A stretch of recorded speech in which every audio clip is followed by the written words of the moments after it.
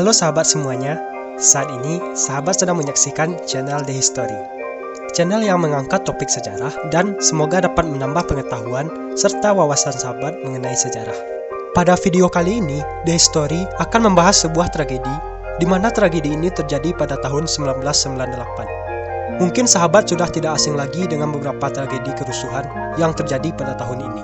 Pada tahun ini, begitu banyak kerusuhan yang terjadi, di mana tahun ini juga merupakan akhir pemerintahan dari Orde Baru. Tragedi ini adalah tragedi Mal Klender, Yogyakarta, Jakarta Timur. Tragedi ini menjadi sebuah saksi bisu, kerusuhan dan penjarahan besar-besaran yang berujung kepada kematian massal. Apakah tragedi ini sudah pernah sahabat dengar sebelumnya? Atau pernah membaca mengenai tragedi ini? Yuk kita ulas, tapi sebelum kita bahas mendalam mengenai tragedi ini, The History mau mengingatkan kepada sahabat semuanya. Dengan dibahasnya tragedi ini, bukan bermaksud untuk mengingat luka lama. Akan tetapi, diharapkan sahabat semuanya bisa membuka mata dan mengingatkan kembali kepada kita semua supaya hal serupa tidak terjadi lagi. Dan bisa saling menjaga satu sama lain dalam rasa satu kesatuan Indonesia.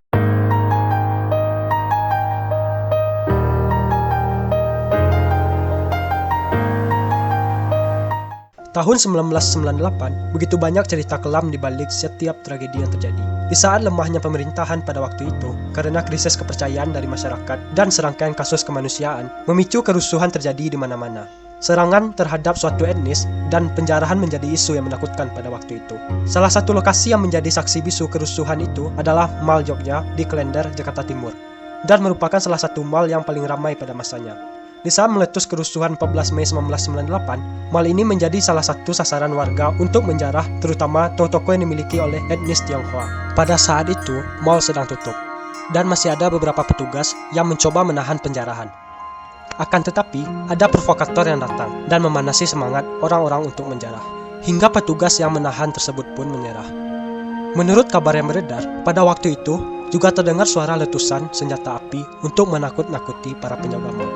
Di saat celah terbuka, para penjara berbondong-bondong masuk ke dalam mal. Situasi amat mencekam pada waktu itu. Mal dalam keadaan minim cahaya karena memang sedang tidak beroperasi. Orang-orang pun menjarah secara acak apa yang bisa mereka lihat. Hingga ada beberapa orang mengumpulkan pakaian dan kasur ke bagian tengah lantai 1 dan menyiramnya dengan bensin atau minyak tanah. Orang-orang yang melihat pun segera mencegahnya untuk tidak membakar pakaian dan kasur tersebut. Akan tetapi tidak digubris. Mereka langsung menyulut api dan api pun dengan cepat merambat di tumpukan pakaian dan kasur tersebut. Seketika, lantai 1 pun menjadi lautan api. Mal yang gelap, seketika muncul cahaya terang dari bawah. Orang pun berteriak kalau ada api dari bawah. Namun, sebagian orang terlalu sibuk menjarah dan tidak menyadari hal tersebut. Dalam waktu yang singkat, api pun menjalar dan menyambar benda-benda yang mudah terbakar. Beberapa orang ada yang sempat menyelamatkan diri, akan tetapi sebagian lagi yang berada di lantai atas pun terkepung. Seketika, mereka pun panik. Kepanikan makin menjadi saat mereka sadar kalau akses keluar benar-benar terkunci, kecuali pintu masuk depan yang sudah tertutup api. Suhu ruangan pun semakin memanas. Orang-orang mulai berteriak meminta tolong, dan mereka lupa dengan harta benda yang telah mereka jarah. Yang mereka pikirkan hanyalah untuk bagaimana bisa selamat. Beberapa warga yang berada di luar melihat kobaran api mulai membumbung tinggi, dan juga melihat bayangan orang-orang yang tengah ketakutan di balik kaca mal. Beberapa warga berinisiatif membawakan kasur jika ada yang nekat untuk melompat. Dan benar saja, ada dari mereka yang bertaruh dengan keberuntungannya, dan ada yang selamat walaupun mengalami cedera karena melompat dari tempat yang tinggi. Sementara sisanya hanya pasrah, menunggu pemadam kebakaran datang atau keajaiban lainnya. Asap semakin menebal, oksigen pun menipis, dan bernafas pun semakin sulit. Beberapa di antaranya mulai pingsan.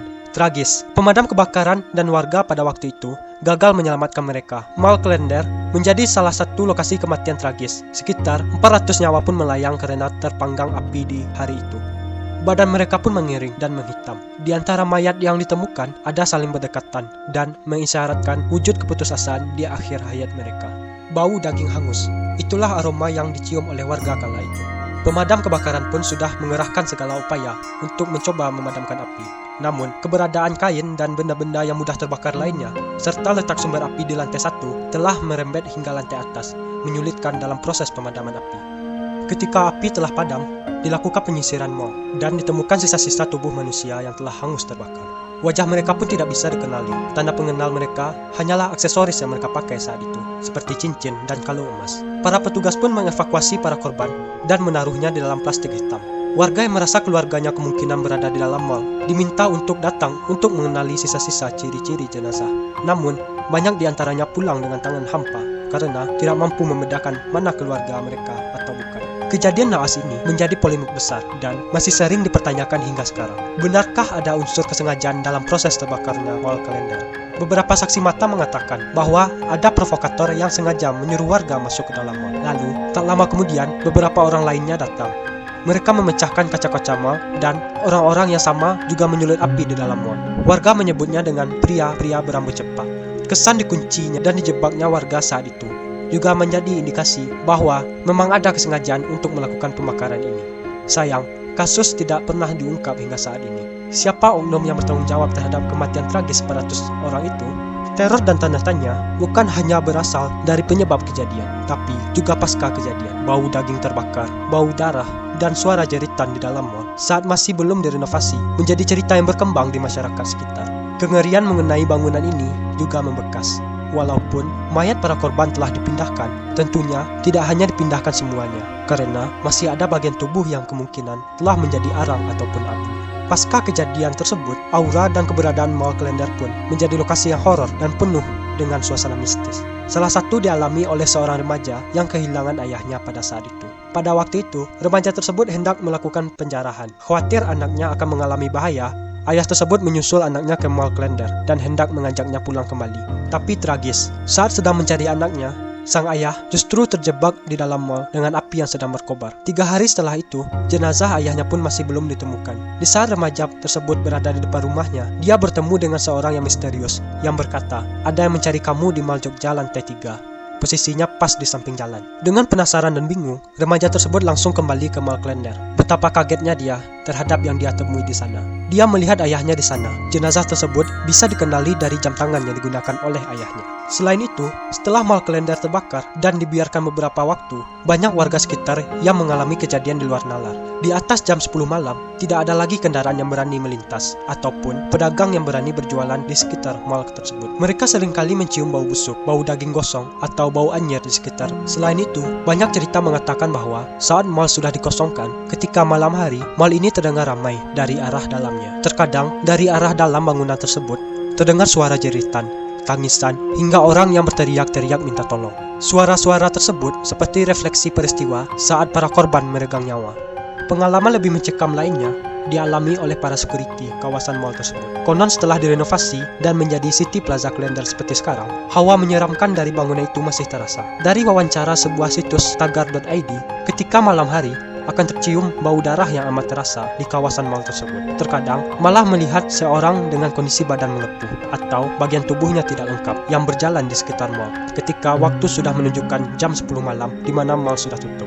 Selain beberapa cerita pasca terbakarnya gedung ini, masih banyak cerita horor yang berkembang di warga sekitar. Namun, yang perlu sahabat histori ingat, semua hal tersebut merupakan residual energi atau refleksi dari jin yang menyaksikan kejadian tersebut dan menirukannya. Mari kita doakan para korban diterima di sisi Allah dan diampunkan dosa-dosanya. Jika sahabat histori pergi ke TPU Pondok Ranggon, Cipayung, Jakarta Timur, di sana dapat ditemukan sebuah monumen untuk memperingati peristiwa kemanusiaan yang sangat kelam di bulan Mei 1998 silam. Monumen karya Awan Simatupang tersebut menggambarkan sebuah tangan yang tertutupi oleh kain kelambu yang menjuntai hingga ke bawah. Pada bagian kanan atas kain kelambu tersebut ada bekas jahitan benang yang berwarna merah, lengkap dengan jarum yang masih tertancap.